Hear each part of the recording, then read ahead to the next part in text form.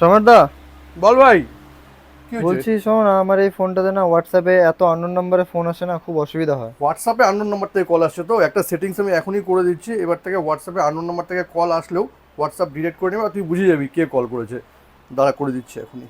দেখ, এই জন্য এই ফোনটার ট্রু কলারে গেলাম, ট্রু কলারে ক্লিক করলাম, উপরে দেখ তিনটে ডট আছে, এখানে ক্লিক করলাম, সেটিংসে ক্লিক করলাম, দেখ কল বলে একটা অপশন আছে, এখানে ক্লিক করলাম। একটু নিচে এসে এখানে দেখ একটা অপশন আছে, identify numbers on other app, এটাকে অন করে দিতে হবে। এটা অন করলে যে সুবিধাটা হবে তোর, এটা অন করলে যেটা সুবিধা তোর হবে সেটা শুনে রাখ।